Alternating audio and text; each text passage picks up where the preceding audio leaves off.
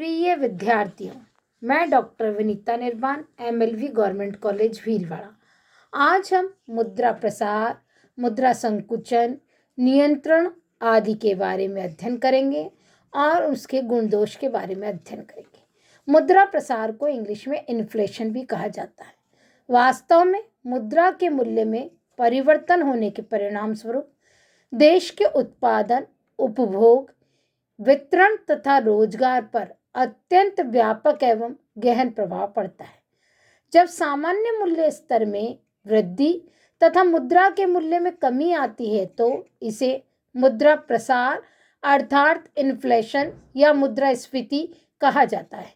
इसके विपरीत जब सामान्य मूल्य स्तर में गिरावट आने से मुद्रा की क्रय शक्ति में वृद्धि मुद्रा मूल्य को बढ़ा देती है तो इस स्थिति को मुद्रा संकुचन या मुद्रा अपस्फीति डिफ्लेशन कहा जाता है। अर्थव्यवस्था में होने वाले परिवर्तनों को हम मुख्य रूप से 4 भागों में बांट सकते हैं। ए, मुद्रा प्रसार या मुद्रास्फीति इन्फ्लेशन, मुद्रा संकुचन या अपस्फीति डिफ्लेशन, मुद्रा संस्फीति रिफ्लेशन, मुद्रा अपस्फीति डिसइन्फ्लेशन। यह उपयुक्त चित्र में भी दिखाई दे रहा है कि सामान्य मूल्य स्तर P को इंगित कर रहा है और व्यापार चक्रों के परिणाम स्वरूप मुद्रास्फीति या प्रसार और मुद्रा संकुचन की स्थिति देखने को मिल रही है। मुद्रा प्रसार या मुद्रास्फीति इन्फ्लेशन। मुद्रास्फीति से आशय विश्वव्यापी आर्थिक मंदी की समाप्ति तक मुद्रा की मात्रा में वस्तुओं और सेवाओं की तुलना में असाधारण वृद्धि के परिणाम स्वरूप मूल्य स्तर में वृद्धि को मुद्रास्फीति कहा जाने लगा। प्रोफेसर कीन्स ने इस विचारधारा पर प्रहार किया और उन्होंने कहा केवल मुद्रा की मात्रा में वृद्धि होने से ही मुद्रा प्रसार नहीं होता, वरन बचत, विनियोग व ब्याज दर भी मुद्रास्फीति को जन्म देते हैं। जबकि क्राउथर के अनुसार मुद्रास्फीति वह अवस्था है जिसमें मुद्रा का मूल्य गिरता है अर्थात कीमतें बढ़ती हैं, या दूसरे शब्दों में हम ये कह सकते हैं कि अधिक मात्रा में मुद्रा हमें चुकानी पड़ती है और उसकी अपेक्षा प्राप्त होने वाली वस्तु की मात्रा कम रहती है। यानी जो वस्तु पहले हमें 10 रुपए में मिल रही थी वो अब हमें 100 रुपए में मिलने लगी है।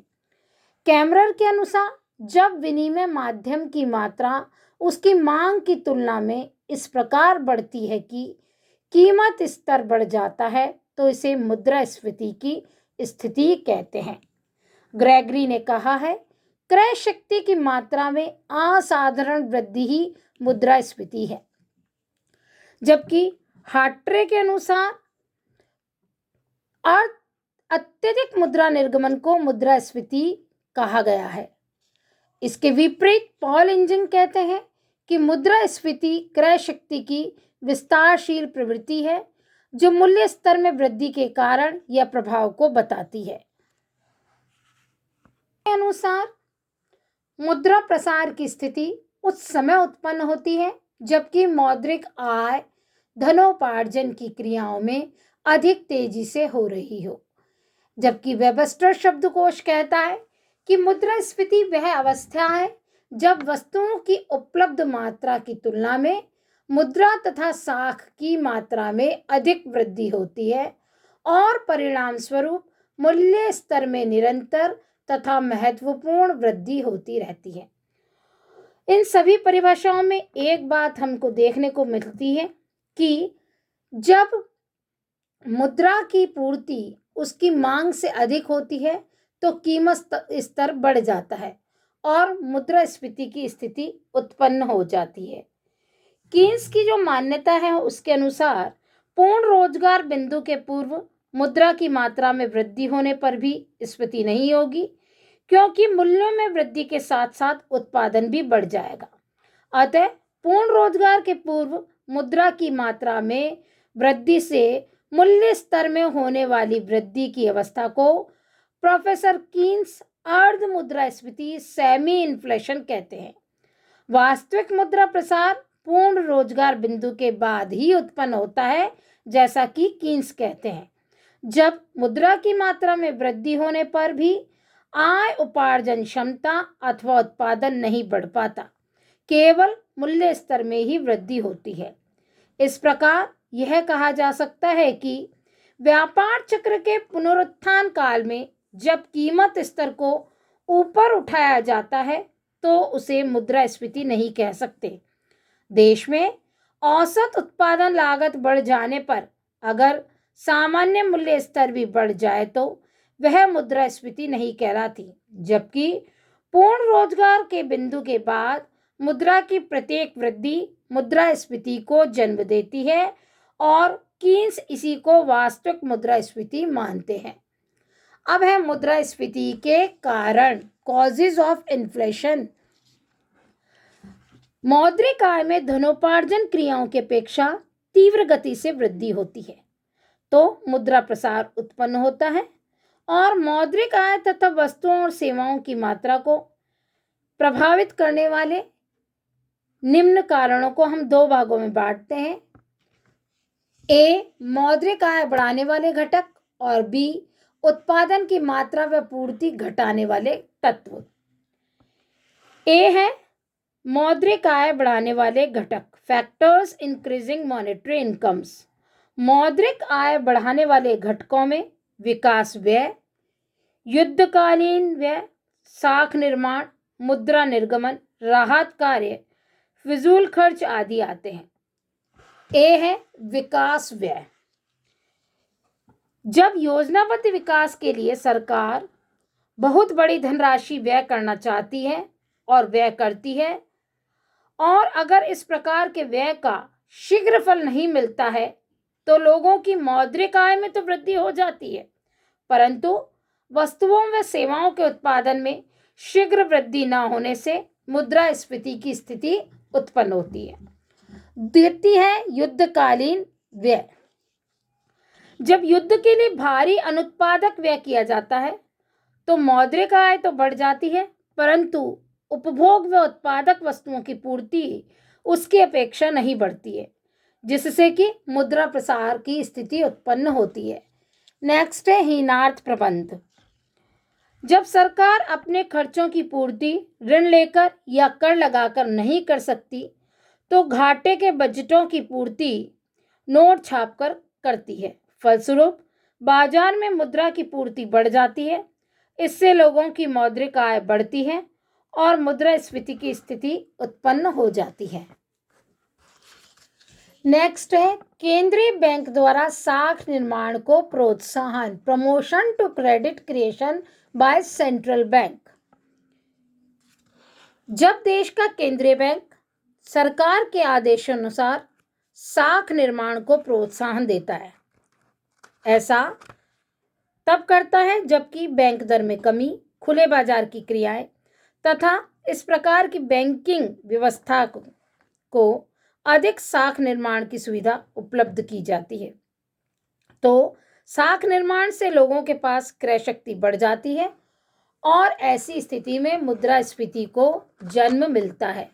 नेक्स्ट है व्यापारिक बैंकों द्वारा साख निर्माण। व्यापारिक बैंक अधिकाधिक साख निर्माण करते हैं तो वह मुद्रा की मात्रा में वृद्धि के समान ही है और मौद्रिक आय में वृद्धि को जन्म होता है, जिससे कि उपभोक्ता साख इसमें प्रमुख है और उपभोक्ता साख के परिणाम स्वरूप मुद्रास्फीति उत्पन्न होती है। नेक्स्ट है करों में छूट। सरकार करों में छूट देती है तो मौद्रिक आय जो सरकार को प्राप्त होनी चाहिए थी वह उसे प्राप्त नहीं होती है और वह लोगों के पास ही रह जाती है। ऐसी स्थिति में उनके पास क्रय शक्ति बढ़ने से मूल्य में वृद्धि होती है और अंततोगत्वा मुद्रास्फीति का जन्म होता है। नेक्स्ट है उधार कार्यक्रमों में ढील व पुराने ऋणों व ब्याज का भुगतान। जब सरकार जनता से ऋण उधार लेने के कार्यक्रमों में ढील देती है और पुराने ऋणों तथा उनके ब्याज का भुगतान करती है तो स्वाभाविक रूप से जनता के पास मौद्रिक आय में वृद्धि होती है, जो कि मुद्रास्फीति की स्थिति को उत्पन्न करती है। नेक्स्ट है सार्वजनिक एवं निजी विनियोग में वृद्धि। जब देश में सरकारी तथा निजी विनियोग बढ़ता है तो दोनों ही प्रकार के व्यय से एक निश्चित अवधि तक उत्पादन तो नहीं बढ़ पाता, लेकिन लोगों की क्रय शक्ति बढ़ जाती है और इस अंतर अवधि में मुद्रास्फीति के आसार नजर आने लगते हैं। बी है उत्पादन की मात्रा व पूर्ति को घटाने वाले तत्व। जिस प्रकार अन्य बातें समान रहने पर मौद्रिक आय में वृद्धि होने से मुद्रास्फीति उत्पन्न होती है, उसी प्रकार वस्तुओं एवं सेवाओं की मात्रा एवं पूर्ति घटाने वाले तत्व भी मुद्रास्फीति को जन्म देते हैं। जहां प्रथम पहलू मौद्रिक आय में वृद्धि है, वहीं दूसरा पहलू वस्तुओं एवं सेवाओं की मात्रा में स्थिरता, कमी या शिथिलता है, जिसके निम्न कारण हैं। ए, प्राकृतिक प्रकोप। जब देश में सूखा पड़े या बाढ़ की स्थिति उत्पन्न हो जाए या किसी अन्य प्राकृतिक प्रकोप से देश की उत्पादन वृद्धि पर बुरा प्रभाव पड़े तो उत्पादन व पूर्ति में कमी हो जाती है, जिसके परिणाम स्वरूप मुद्रास्फीति को जन्म मिलता है। नेक्स्ट है औद्योगिक संकट। जब देश में मजदूरों द्वारा हड़ताल या उद्योगपतियों द्वारा तालाबंदी कर दी जाती है तो उत्पादन कार्य उस समय तक अवरुद्ध हो जाने से उत्पादन में कमी आती है, जिसके कारण मौद्रिक आय स्थिर रहने पर मुद्रास्फीति उत्पन्न होने की स्थिति देखने को मिलती है। नेक्स्ट है सरकार की घातक नीतियां। अगर सरकार उद्योगों पर अत्यधिक नियंत्रण लगावे तथा लाइसेंसिंग नीति के क्रियान्वयन में शिथिलता अपनाए तो ऐसी नई औद्योगिक इकाइयों की स्थापना में हतोत्साह एवं अनावश्यक विलंब होता है, जिससे कि अत्यधिक करारोपण से पूंजी विनियोग को हतोत्साह प्राप्त होता है और उत्पादन वृद्धि का मार्ग अवरुद्ध हो जाता है। परिणाम स्वरूप मांग बनी रहने से मूल्य स्तर में वृद्धि होती है और मुद्रास्फीति को जन्म मिलता है। नेक्स्ट है व्यापारिक नीति। अगर अधिक विदेशी विनिमय कमाने में से देश में विदेशी विनिमय संकट को दूर करने के लिए आयात को हतोत्साहित और निर्यात को प्रोत्साहन दिया जाए तो वस्तुओं और सेवाओं की उपलब्ध पूर्ति कम हो जाएगी और आंतरिक मांग बढ़ने से मुद्रा प्रसार होगा। कभी कभी तो देश में ही वस्तुओं के क्रय विक्रय पर कठोर नियंत्रण लगा दिया जाएगा, जिससे कि मुद्रास्फीति को जन्म मिलेगा। उपयुक्त सभी कारण मुद्रास्फीति को जन्म देने में मुख्य भूमिका निभाते हैं। अगले व्याख्यान में हम मुद्रास्फीति या मुद्रा प्रसार के विभिन्न प्रकारों में से एक प्रकार कारणों के आधार पर मुद्रास्फीति का अध्ययन करेंगे।